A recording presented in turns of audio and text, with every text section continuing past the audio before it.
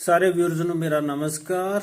Chapter 10 light reflection and refraction 10th class science. ਇਸ ਚੈਪਟਰ ਦੇ ਵਿੱਚ ਗੱਲ ਕਰਾਂਗੇ ਅਸੀਂ ਪਹਿਲਾਂ ਸਭ ਤੋਂ ਇੰਪੋਰਟੈਂਟ ਡੈਫੀਨੇਸ਼ਨਸ। ਰਿਫਲੈਕਸ਼ਨ ਕਿਸ ਨੂੰ ਕਹਿੰਦੇ, ਰਿਫਰੈਕਸ਼ਨ ਵਾਟ ਇਜ਼ ਲਾਈਟ, ਇਸ ਬਾਰੇ ਗੱਲ ਕਰਾਂਗੇ। ਲੋ ਸਭ ਤੋਂ ਪਹਿਲਾਂ ਇੰਪੋਰਟੈਂਟ ਡੈਫੀਨੇਸ਼ਨਸ ਦੇਖਦੇ ਹਾਂ।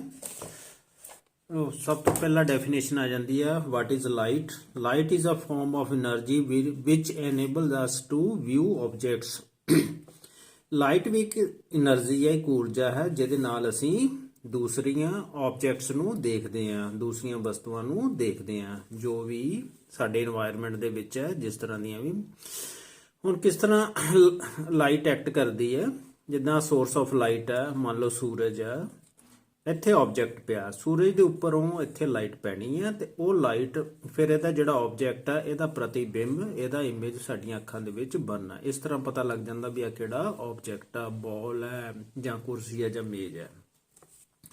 It is of the form of electromagnetic radiations and does not require any medium to travel। Electromagnetic radiations ਕਿਹਨਾਂ ਨੂੰ ਕਹਿੰਦੇ ਆ, ਇਹ ਡਿਟੇਲ ਦੇ ਵਿੱਚ ਤੁਸੀਂ ਹਾਇਰ ਕਲਾਸਾਂ ਦੇ ਵਿੱਚ ਪੜ੍ਹੋਗੇ। ਅਜੇ ਇੰਨਾ ਹੀ ਯਾਦ ਰੱਖੀਏ, ਇਸ ਨੂੰ ਕੋਈ ਵੀ ਮੀਡੀਅਮ ਦੀ ਜ਼ਰੂਰਤ ਨਹੀਂ ਹੁੰਦੀ। ਜਿੱਦਾਂ ਸਾਊਂਡ ਹੈ, ਸਾਊਂਡ ਨੂੰ ਮੀਡੀਅਮ ਦੀ ਜ਼ਰੂਰਤ ਹੁੰਦੀ, ਜਿੱਦਾਂ 에ਅਰ ਹੈ, ਗਲਾਸ ਹੈ, ਵਾਟਰ ਹੈ। ਲੇਕਿਨ ਜਿਹੜੀ ਲਾਈਟ ਹੈ ਇਸ ਨੂੰ ਟਰੈਵਲ ਕਰਨ ਲਈ ਕਿਸੇ ਤਰ੍ਹਾਂ ਦੀ ਮੀਡੀਅਮ ਦੀ ਜ਼ਰੂਰਤ ਨਹੀਂ ਹੁੰਦੀ। ਇਸ ਕਰਕੇ ਇਹਨਾਂ ਨੂੰ ਨਾਨ ਮਕੈਨੀਕਲ ਰੇਜ਼ ਵੀ ਕਿਹਾ ਜਾਂਦਾ ਹੈ। ਜਿਹੜੀਆਂ ਸਾਊਂਡ ਵੇਵਸ ਨੇ these are mechanical waves। Speed जो लाइट की है वो है 3 × 10⁸ मीटर पर सेकेंड। नेक्स्ट डेफिनेशन है reflection of light. When a ray of light after striking a polished surface polish होनी चाहिए है, bounces back most of the light rays is called reflection of light।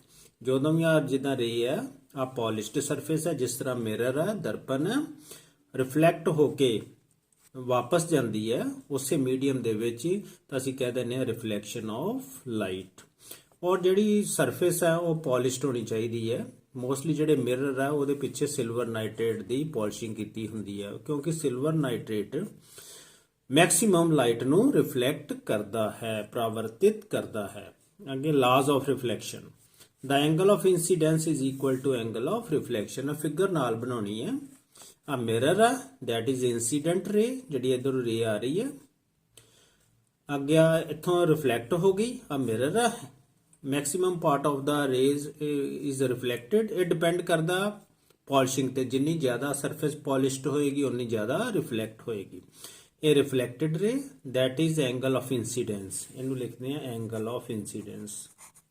Angle of incidence, angle of reflection, angle of reflection कह दें R no.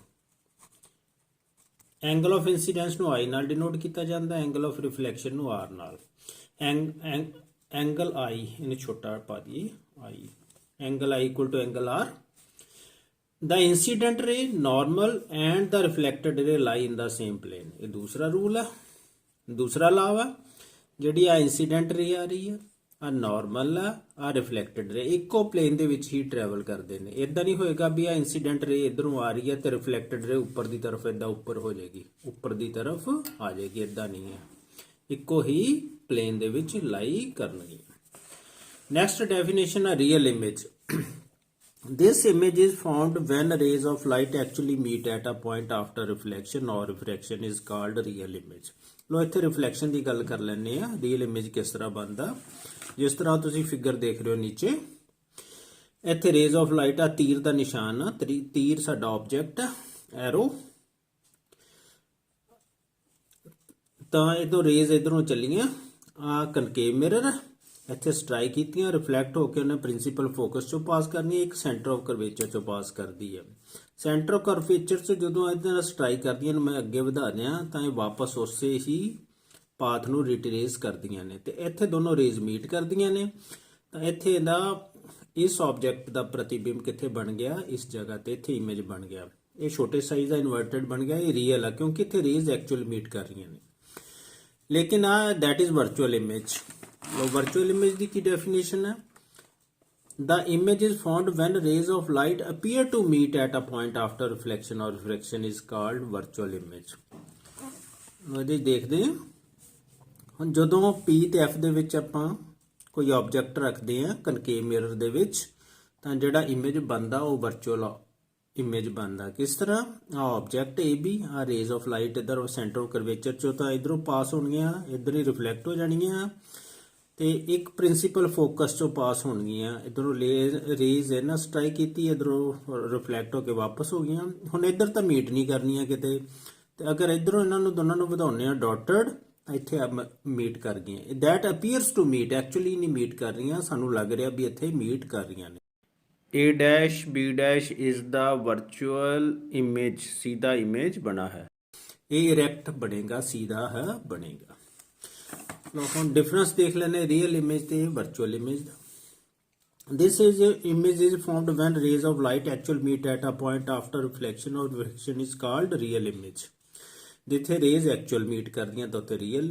Image ਬਣਦਾ ਦਾ image is found when rays of light appear to meet at a point after reflection of refraction is called virtual image ਜਿੱਥੇ rays appear to meet ਵੀ ਲੱਗ ਰਿਹਾ ਵੀ meat ਕਰ ਰਹੀਆਂ ਨੇ ਜਿਸ ਤਰ੍ਹਾਂ ਕੇਸ ਹੈ ਤਾਂ ਉੱਥੇ ਵਰਚੁਅਲ ਇਮੇਜ ਬਣੇਗਾ it can be ਆਬਟੇਨਡ on the screen ਜਿਹੜਾ ਰੀਅਲ ਇਮੇਜ ਉਹਨੂੰ ਸਕਰੀਨ ਤੇ ਲਿਆ ਸਕਦੇ ਆ ਜਿਹੜਾ ਵਰਚੁਅਲ ਇਮੇਜ ਉਹਨੂੰ ਸਕਰੀਨ ਤੇ ਨਹੀਂ ਲਿਆਂਦਾ ਜਾ ਸਕਦਾ ਜਿਹੜਾ real image that is inverted virtual image ਹੁੰਦਾ ਇਰੈਕਟ ਇਨਵਰਟਡ ਮੈਨੇ ਉਲਟਾ ਬਣਨਾ ਦੇਖੋ ਇੱਥੇ ਸਿੱਧਾ ਸੀ ਇਧਰ ਤੀਰ ਇਧਰ ਉਲਟਾ ਬਣਿਆ ਇਮੇਜ ਇਹਦਾ ਲੇਕਿਨ ਇੱਥੇ ਇਰੈਕਟ ਸਿੱਧਾ ਜਿੱਦਾਂ ਦਾ ਆਬਜੈਕਟ ਸੀ ਉਸੇ ਟਾਈਪ ਦਾ ਬਣਿਆ ਵਰਚੁਅਲ ਆਬਜੈਕਟ ਸਿੱਧਾ ਔਰ ਵੱਡੇ ਸਾਈਜ਼ ਦਾ ਬਣਿਆ ਇੱਥੇ ਇਟ ਇਜ਼ ਇਰੈਕਟ ਮੈਨੇ ਸਿੱਧਾ ਆ real image is the real image can be formed ਇੱਥੇ ਨੂੰ ਕੱਟ ਲਈਏ can be formed by only concave mirror ਅਤੇ convex lens ਹੈ ਜਿਹੜਾ ਉਹ ਰੀਅਲ ਇਮੇਜ ਬਣਾਉਂਦੇ ਨੇ ਇੱਥੇ concave mirror ਆ ਲੈਂਸ ਦੀ ਬਾਅਦ ਚ ਗੱਲ ਕਰਦੇ ਆ virtual image can be formed by concave mirror ਵੀ ਵਰਚੁਅਲ ਇਮੇਜ ਬਣਾਉਂਦਾ convex ਤੇ plane mirror ਵੀ ਵਰਚੁਅਲ ਇਮੇਜ ਬਣਾਉਂਦਾ can be formed by convex and concave lens ਤੇ ਵਰਚੁਅਲ ਇਮੇਜ convex lens ਤੇ concave lens ਵੀ ਬਣਾਉਂਦੇ ਨੇ ਹੁਣ ਜਿਸ ਤਰ੍ਹਾਂ ਇੱਥੇ ਗੱਲ ਕਰੀਏ ਇੱਥੇ ਜਿਹੜਾ ਇਮੇਜ ਬਣਦਾ ਆ ਮਿਰਰ ਦੇ ਵਿੱਚ ਉਹ ਬੈਕ ਸਾਈਡ ਤੇ ਜਿੱਦਾਂ ਆਪਾਂ ਆਮ ਦਰਪਣ ਦੇਖਦੇ ਤਾਂ ਉਹਦੀ ਬੈਕ ਸਾਈਡ ਤੇ ਜਿਹੜਾ ਇਮੇਜ ਬਣਦਾ ਦੈਟ ਇਜ਼ ਵਰਚੁਅਲ ਇਮੇਜ